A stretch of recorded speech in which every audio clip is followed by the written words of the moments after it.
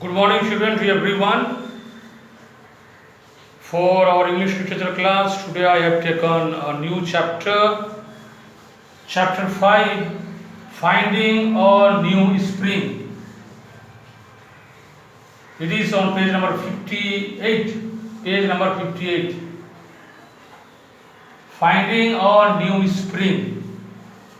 My dear children, please all of you open page number 58.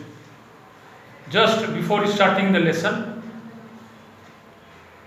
see, my dear children, we read story books. Some story books are so interesting that we learn some lesson from that particular story. Whereas some stories are not like that. Some stories may not give us a particular message. It will be just for fun and enjoyment's sake. So dear children, here now I am going to read a story. It is a story finding a new spring. In this particular story we are going to learn that when we face some problems and difficulties in life, but if you persevere, if we continue to face the challenges and difficulties, at the end we will get good result. The problems are not the end in itself. There is a solution for that. We can come across, we can come over the problem, and we can find the solution for it. So similar things happens in this particular story. So children, without delay, please take page number 58. I am going to begin to read the lesson today. Chapter 5, Finding a New Spring. See, warm-up section you see. A group of people traveling together through a desert is called a caravan. The question could be, what is caravan? So answer is, a group of people traveling together through a desert is called a caravan. Now what is oasis?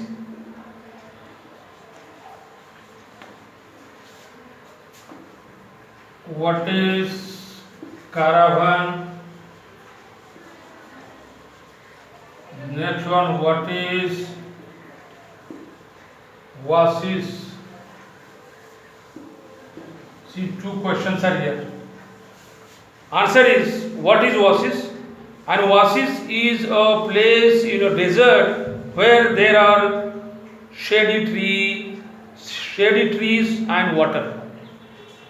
A oasis is a place in a desert where there are shady trees and water. So that is called oasis. So these two questions are there and their answers are given here.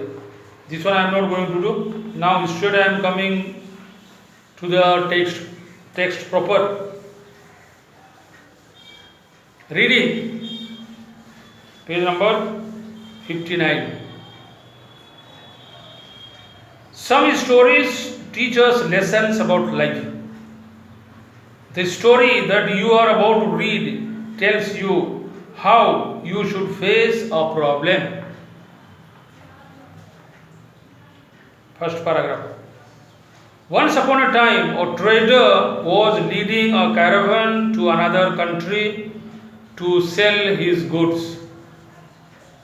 Along the way, the caravan came to the edge of a very hot desert. The trader asked about and found that nobody could cross the desert during the day. The sun heated up the fine sand until it was as hot as coal, and not even camels could walk on it. Second paragraph. So the trader hired a guide, one who could follow the stars. It was decided that he would lead the way across the desert at night. A few nights later, the caravan began on its dangerous journey across the desert. Third paragraph. The guide usually drove the first cart to the caravan. Sorry. The guide usually drove the first cart of the caravan.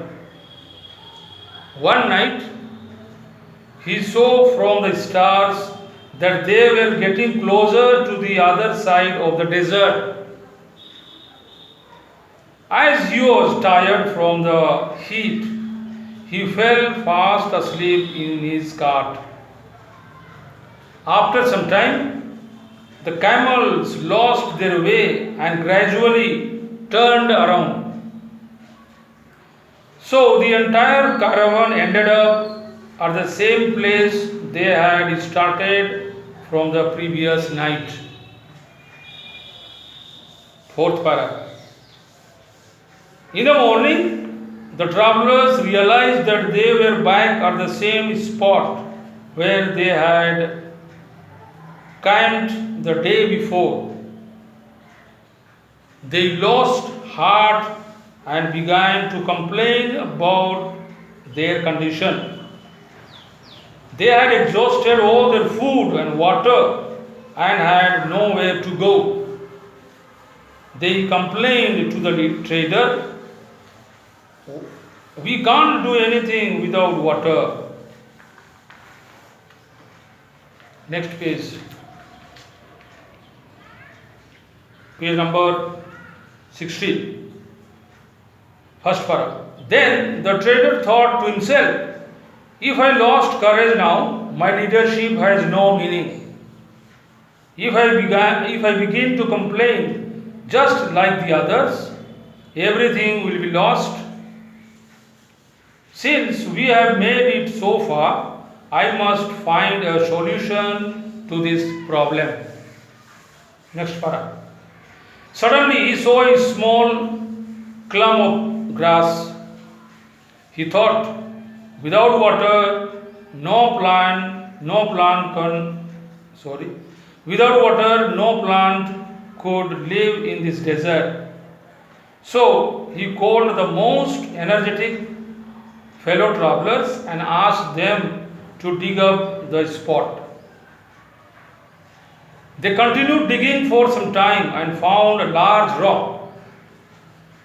The men gave up digging at once, thinking they had hit a bed of rocks and that there was no water underneath. But the trader said, "No, my friends, if we give up now, our poor animals will die. We will also die from the heat. Please continue digging." He handed a heavy hammer to the young man standing near him and said, "Strike this rock with all your might." Last para. The man lifted the hammer over his head and hit the rock as hard as he could. Everyone was surprised when the rock spilled into and a mighty stream of water gushed out from under it. The people of the caravan were extremely happy. They drank from the stream, bathed, washed their animals, cooked their food, and rested. They thanked their leader for his perseverance and presence of mind. Soon, they safely made their way safely across the desert. A Jataka tale. Dear children, it's enough. Thank you.